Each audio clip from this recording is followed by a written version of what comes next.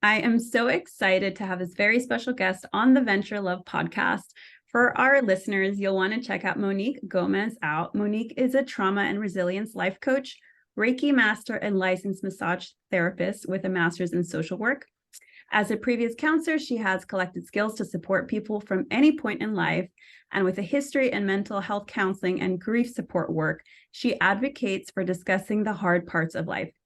Her work blends the physical and energetic body to work with the nervous system towards healing. So Monique, super happy and proud and excited to have you here. Welcome to the podcast. Thank you so much, Violet. I'm so happy and excited to be here. Awesome. So today I'd love to discuss how our bodies can be a really beautiful pathway to working with the nervous system.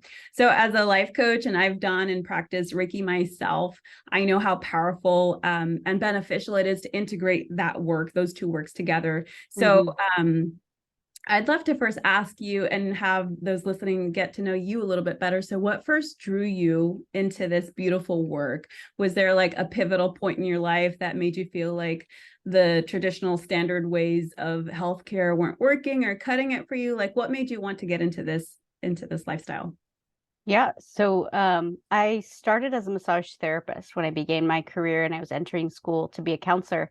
And the body work was just so present, and the anxiety and the mental health pieces of life came into each session. And so with that, and then going through the counseling world, there was a lot of barriers that I noticed. And with the energy work, I initially started energy work with another massage therapy friend just to get continuing education. And I found how much clarity can come from the energy work. And obviously being a body worker, I was able to integrate that very easily with my massage business on the side while doing my counseling work. So when I saw the barriers in the clinical world, the biggest one of all was kind of the team casting over their insight, opinion, bias on the client and their needs and the intervention we would use. And so to me, that was the most heartbreaking part of my job. Even though we were supposed to be a part of this integrative collaborative team, it wasn't always geared to the client. And those are very small instances, but again, they overlap so many times in my career that it's really like we're just muting the client's voice and what the client's body is telling us, what the client's behavior is telling us. And so that was the biggest insight of all. And it wasn't a specific pivotal point. My license is currently on probation. And so that was the major pivotal point because I was prematurely opening my own private practice for counseling and wanted to integrate the body work and the energy work in a larger scale. But that kind of slap in the face really stopped that whole idea. And then I found the life trauma and resilience life coaching, which really was that pivot in my career of here's this salutogenic model that has the client as the forward basis to push us and to integrate what the client wants and needs and wants to try right within treatment. And so that was the biggest pivot of my life and career, right? Because I had this whole trajectory of how I wanted to plan my career. And then, a rural legislation got in the way. And it was the biggest shut in the face, but also most amazing, fantastic, divine intervention, if you want to call it that, to pivot into life coaching and to really integrate the body and energy work that I do. I love that. Isn't that interesting how I just feel like whenever I talk to people and I feel like it happens more often than we think, that something just kind of, you're going about your merry old way thinking like life's going to go one way and then boom, like something just like stops you and makes you reconsider like, hang on, maybe this is my path or maybe this is the way. How interesting. Yeah, and it was so integrative how it changed my life and my regulation skills because I was off the rails. I was in a small depression. I was binge watching Netflix way longer than I needed to for periods of time where I was like, this is not healthy, Monique. And so I sought different services and it was just huge U-turn. That's amazing. So actually a question I just thought of for people that are new to Reiki. I know most people are kind of like, they get the general gist of like life coaching. But with Reiki, could you explain it for someone that's like, what in the world is Reiki? Like, what in the world is that? And I know I come across people still to this day that they're like, what is that exactly? They think it's very woo woo, or they're Mhm. um, they just don't know. So how would Right. you explain it? In your way to someone who's brand new to the idea of energy work and Reiki? Well, I like to say it in a few different ways. The first way is, very common. Reiki means universal life force energy. And so I label that as source because I like the client to integrate whatever label they want to put on that, whether it's God, Jesus Christ, consciousness. And Mm-hmm. I explain to the client that I am just a facilitator. Mm-hmm. The source comes from whoever you call in. And I explain it like a light switch. One of my business coach gave me this analogy that, the source of the energy comes from the electrical, business company, right? And I'm just the light switch on the wall. And Mm. so I use my hands to facilitate that energy Mm-hmm. and remove blockages, bring clarity, bring the ultimate rest. And so I explain the outcomes of that is deep sleep, um, deep rest, all your organs and body systems are working optimally for health. And so that's generally how I explain it. And of course, like I said, I like to integrate the client's needs in that. And sometimes that means having a reflection period afterwards to just express and hold space. I love that. You explain that so beautifully, so perfectly. I love it. Thank you. Thank Um, you. so I know, in terms of people today, there's so many people, especially coming out of this pandemic. I mean, I feel like we're still like crawling out of it, that are just, like you said, maybe watching too much TV. I mean, we've all had seasons of that. I know myself, of like, oh, I just don't feel good. I feel sluggish. I'm not doing the things that I know I need. Like, we all know what we need to do to take care of ourselves. But for maybe someone listening right now that's in that state of their life, feeling sluggish or feeling like, oh gosh, something is just not right, something's out of alignment, like or things are coming up for them, like what would be maybe a few signs for someone that's in that like rut, that's in that hole, that wants to get out? Like, what would be a few signs that you would say, if someone were to come to you describing these things, wanting some support, like what would be like a first step for that person to take to pull themselves out of it, to kind of like take the step out of that hole that they're feeling? Yeah, I love this. And I love two-part questions. So thank you for this question. The Mhm. first part is how to recognize when you need help, right? And Yeah. that really is like you're talking about with the next Netflix binging.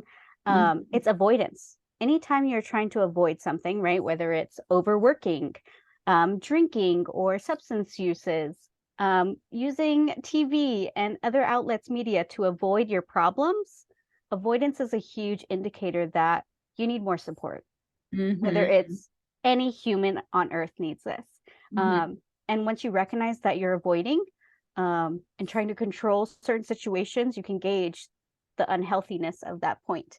And whoever it is, the next part of your question, seeking help, Mhm. asking a friend, asking a coach or mentor or a counselor, going for that first step. And really, it's a Google search, it's a Yelp page. It's someone recommended Monique for massage therapy. So here, I'll book an appointment with Monique. You know what I mean? So it's those first steps that can really get you interested in, okay, what does my body need? What's going on in my brain and body? And how can I support myself on all these levels? Right. Mhm. And that's why I love holistic health and holistic wellness and providers like you, Violet, who have multiple modalities that you use, Mhm. because it's crucial for every client to experience different modalities. Mhm. Um, Even a friend, like I mentioned, it could be a friend calling a friend or texting saying, hey, I'm really stuck right now. I'm avoiding XYZ. I need your help. Mhm. That's perfect. That's like the most perfect first step. I mean, and also, I mean, so many people carry this feeling for years and years and years, and it's Mm-hmm. deeply ingrained. I want to call it trauma because I feel like that's what it is. I've done a therapy myself for certain things I've experienced in the past, and so I know how crucial and beneficial that is. But in terms of people carrying so much discomfort and pain, and year after year after year, they feel this, and maybe they don't recognize it's bubbling up and coming up to the surface. So like my next question is, how does trauma affect the mind and the body connection, and what are those signs? I mean, I know you mentioned avoidance. Is there anything else that comes up for you? Yeah. So a solution to that avoidance, sorry, I might go off the rails here, is Okay. understanding and experiencing your body, right? Like you're saying, people are at this, I like to call it survival mode, because you're only focused on the survival needs, right? The basic needs that you need, the basic needs of your kids and family, right?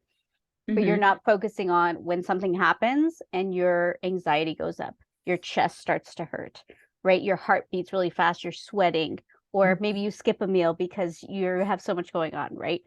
That is survival mode. And to me, when you can realize that you skipped a meal, you didn't get enough sleep, you're putting others' needs before your own, that is a sign to get help.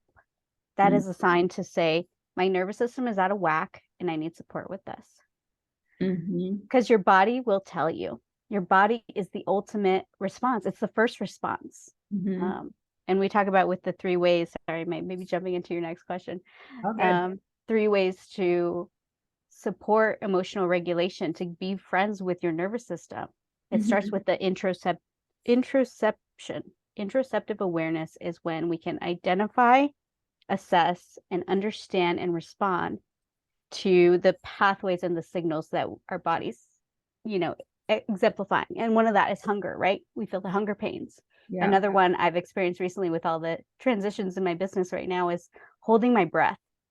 And recognizing that, oh my God, I'm holding my breath. Oh my God, I'm clenching my jaw right now. That's introceptive awareness. And once we build that more and more, that is truly the first step to working with your nervous system. I love that. I mean, just as you mentioned that, sometimes I know I never really did this a ton before, but being a mom, sometimes I feel like if I like, I've noticed that I didn't have the word to call it that, but I've noticed that sometimes I'm just like this. Yep. It's like my shoulders will be like up high, tense and crunched in while I'm doing stuff for the baby, or if he's like frantically crying, he needs something. And then I get like thrown off track where I just like go into this like tense mode. And it's like, hang on, like I'm noticing it more now, just being really in tune with my body and practicing the things that I know are helpful for me. It's very nice that it's a great reminder that you mentioned that, because I think so many of us have the like tight jaw and like clenched back and like or hunched shoulders. And it's so, yeah, I say that all the time. It's your body is screaming and speaking to you, but are you listening? Are you really, really listening? So I guess my next question is like, for those that are recognizing these signs and are saying like, oh, hang on, like Monique's saying, like, okay, maybe binge watching all night, all weekend, and going to work first thing in the morning, Monday, I feel like crap. Like I want to feel better. I don't feel good. I recognize that these are the signs that are preventing me from moving forward in my life and preventing me from feeling good to do the things I want to do, to maybe go on the date with this person, or to make my lunch at home instead of ordering DoorDash. Yep. I'm recognizing the things I know I need to do, but like, what are some actionable steps, or like, in what ways does, the work that you do, Monique, help these people? Like, what are the ways that body work helps me? Like, how would that help me in my situation get out of my slump, get out of the way I'm feeling, to feel and do better? I love that question. And again, I tell you, I love 2-part questions. So let me piece this out. The first initial thing, especially like you said, when you feel and notice the clenching or the holding your breath, whatever it will be for you, identify the feeling. Identify the feeling. You don't have to say how or why or explain the whole situation, right? You just say, I feel worried. I feel really anxious right now. I feel scared, angry, upset, frustrated. Label all of the feelings. Don't say how or why or whatever. Label them. And then the second step, actionable step, is to do body regulation skills. The first one I teach, especially my building regulation skills group, which is coming up here in March to start, is breath. We connect to our breath. And it literally can be 3 breaths. And my favorite is the in for 4, out for 7. Because the longer the exhale, the body tells the brain that you're safe with the long exhales. So I'm going to take one now. You can join me if you want. Sure.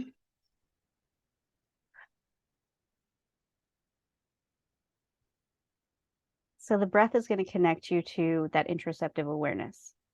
So even after or before identifying the feelings, you can do that breath to help you identify. And even if you can't identify, because as children, we weren't always taught feeling words, right? Especially everyone in our generation who, parents were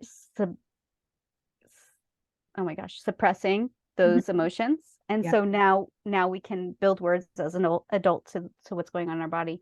The second is the physical exercises. And it doesn't have to be like, you don't have to run to the gym if you're clenching your jaw, you know what I mean? You can do simple exercises. The one I like, and it's kind of like the shrug that you described. I call it squeeze and release. You're going to raise your shoulders and squeeze up into the ears and then relax all the way down. And we're going to do 2 more. Squeeze and relax. Last one, squeeze, relax.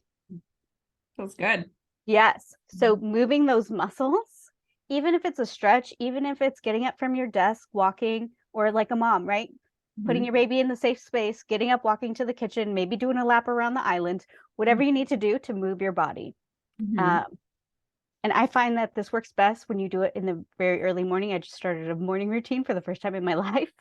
And it definitely, it changes the trajectory of your whole day with your regulation. So if you're not there yet, again, squeeze and release, breathe. There's so many other ones that I teach in my group, and that leads into the second part of your question, some of my coaching services. So right now I have a group that's launching. It's called Building Regulation Skills Group. It's a 5-week group. We have a 60-minute call just to identify your needs and get some goals on a sheet of paper. You get a workbook to track all your skills that you're using. We meet each week to go over skills like we just practiced and practice them in real time as a group. And then check-ins. What was your wins? Because a lot of what I found in my beta group was that the mindset work kept coming in and disrupting our patterns. And so when we celebrate our wins, we truly celebrate. We don't say, but this happened, or so-and-so helped me, so it was really their win.